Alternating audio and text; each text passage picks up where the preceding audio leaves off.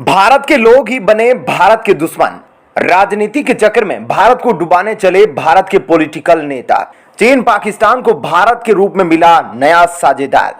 जी हां दोस्तों, वो कहते हैं ना कि जिसको जितना पालो वो उतना ही धोखा देता है। अब दोस्तों यही हाल भारत के साथ हुआ है। जी हां, भारत ने अपने ही घर में बहुत से जयचंद पाले हुए हैं जो खाते तो यहां की है लेकिन गुण कहीं और के गाते हैं।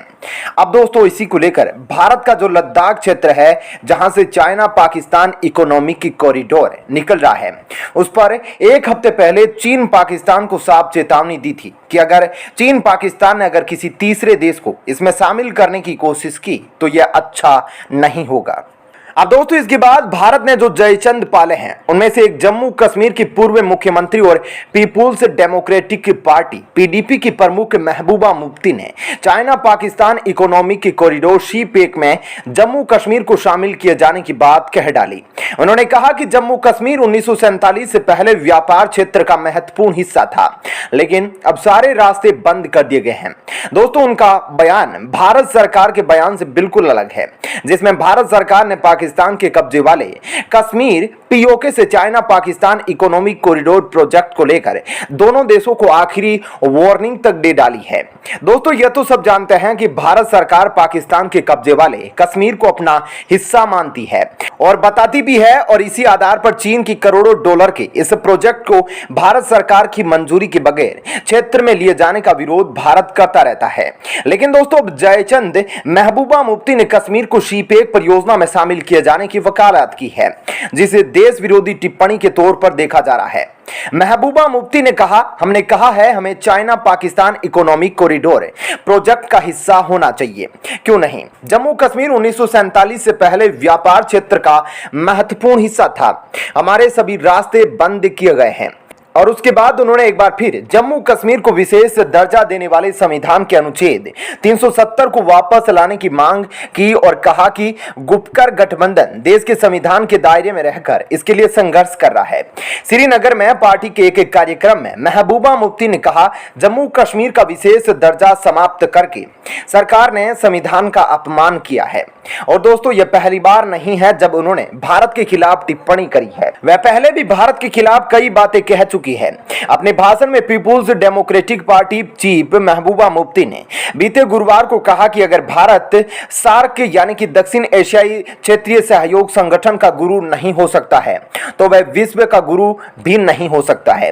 जम्मू कश्मीर के दोनों क्षेत्रों को विश्व शांति क्षेत्र घोषित करें, पीओके और जम्मू कश्मीर को सार्क सहयोग क्षेत्र घोषित किया जाए। जम्मू कश्मीर को दुनिया से उसी तरह जोड़े जैसे पाकिस्तान और चीन कश्मीर के दूसरे हिस्से को जोड़ रहे हैं। यह छोटा है क्योंकि हाल ही में चीन पाकिस्तान ने शीपेक के लिए तीसरे पक्ष को आमंत्रित किया था। ऐसे में दोस्तों इस जयचंद महबूबा मुफ्ती का बयान कितना सही है, आपका इस बयान पर क्या कहना है कमेंट सेक्शन में जरूर बताइएगा। क्या आप भी ऐसे नेता को बाहर फेंकना चाहते हैं तो वीडियो को लाइक जरूर कीजिएगा। दोस्तों इस मुफ्ती ने कहा कि दो क्षेत्रों जम्मू और कश्मीर के केंद्र शासित प्रदेश और पाकिस्तान के कब्जे वाले कश्मीर को विश्व शांति क्षेत्र घोषित करने का आह्वान करती हूं। उन्होंने आगे सुझाव दिया कि जम्मू कश्मीर और पीओके को सार्क सहयोग क्षेत्र घोषित किया जाए। और दोस्तों इतना ही नहीं, उन्होंने सीपेक प्रोजेक्ट पर दुश्मन देश पाकिस्तान और चीन की प्रशंसा की, जिसका भारत ने कड़े शब्दों में जवाब दिया है। मुफ्ती ने भारत सरकार से जम्मू कश्मीर को दुनिया से उसी तरह जोड़ने का आह्वान करने की कोशिश की और किया जिस तरह से पाकिस्तान और चीन कश्मीर के दूसरे हिस्से को जोड़ रहे हैं। दोस्तों महबूबा मुफ्ती का यह बयान तब आया है जब भारत ने चीन और पाकिस्तान द्वारा तीसरे देशों को बहु अरब डॉलर की चीन पाकिस्तान इकोनॉमिक कॉरिडोर परियोजना में शामिल होने के लिए तीसरे देश को आमंत्रित करने पर फटकार लगाई थी। उसके कुछ दिनों बाद यह आया है। और दोस्तों भारत ने चीन पाकिस्तान को चेतावनी दी थी। इसके साथ ही भारत के विदेश सचिव ने कड़े शब्दों में दुनिया के हर इस देश को चेतावनी दी थी जो इसमें शामिल होने की सोच रहा था। लेकिन तभी भारत ने सबको यह बता दिया कि बेशक जमीन पर पाकिस्तान ने कब्जा कर रखा है, लेकिन वह जमीन भारत की है और उस पर निवेश करने से पहले भारत के बारे में सोच लिया जाए। उन्होंने आगे कहा कि अगर कोई तीसरा देश इसमें शामिल होता है तो फिर यह भारत की सुरक्षा और संप्रभुता के खिलाफ होगा और फिर भारत को जो ठीक लगेगा भारत वह एक्शन लेगा।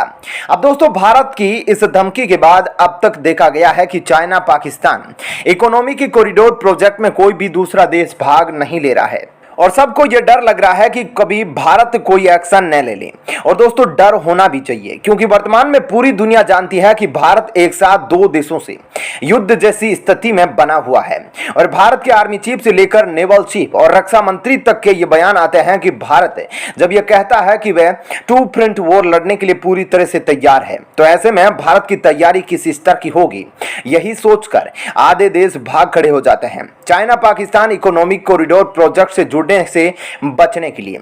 लेकिन दोस्तों, बाहर वाले तो डर जाते हैं, लेकिन जो जयचंद हमने पाल रखे हैं उनका क्या, जो भारत के बारे में ऐसे बयान देते हैं कि भारत अगर सार्क का गुरु नहीं बना तो विश्व गुरु नहीं बन सकता। दोस्तों, ऐसे बयान तो एक दुश्मन ही दे सकता है। और दोस्तों, जिस सार्क संगठन की बात महबूबा मुफ्ती कर रही है, उन्हें उसके बारे में कुछ पता भी नहीं है। उन्हें यह भी नहीं पता कि आज जो सार्क संगठन की हालत है उसका असली जिम्मेदार कौन है। दोस्तों, मैं आपको बता दूं कि सार्क या दक्षिणी एशियाई क्षेत्रीय सहयोग संगठन एक 8 सदस्यीय ग्रुप है, जिसमें भारत, बांग्लादेश, भूटान, मालदीव, नेपाल, पाकिस्तान और श्रीलंका शामिल है। अफगानिस्तान क्षेत्रीय समूह में देर से शामिल हुआ और वह इसमें 2007 में शामिल हुआ था। दोस्तों, पिछले साल भी जब सार्क संगठन में सभी सदस्य देशों के विदेश मंत्रियों की मीटिंग होनी थी, तब भी एक देश को आतंकवाद ही पसंद आ रहा था, यानी कि पाकिस्तान। दरअसल दोस्तों, पिछले साल जब मीटिंग होनी थी तब उस वक्त पाकिस्तान का आतंकी प्यार एक बार फिर से जाग गया था और उस मीटिंग की अध्यक्षता कर रहे नेपाल से पाकिस्तान ने कहा कि अब जब अगस्त महीने में आतंकी तालिबान संगठन अफगानिस्तान में सरकार बना चुका है, उसके बाद सार्क की मीटिंग में अफगानिस्तान की सरकार के रूप में तालिबान को भी शामिल किया जाए, जिसके बाद भारत समेत सभी सदस्यों ने मना कर दिया और सार्क की मीटिंग रद्द हो गई।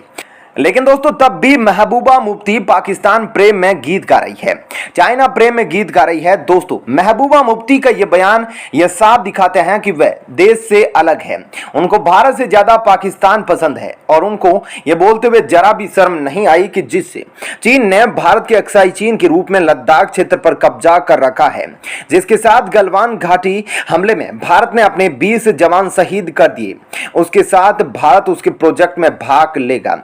अब दोस्तों, महबूबा मुफ्ती भारतीय तो रही नहीं, तो उनका तो भारतीय सैनिकों से उनकी शहादत से कोई मतलब नहीं।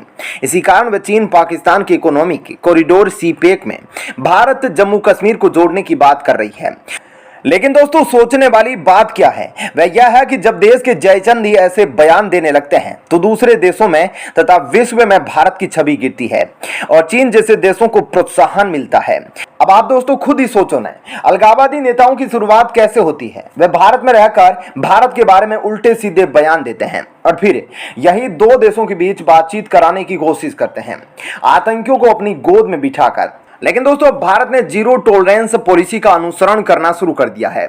अब कोई आतंकी भारत को दिखता है तो पहले गोली चलती है, फिर नाम पूछा जाता है ताकि हिट लिस्ट से उसका नाम काटा जा सके।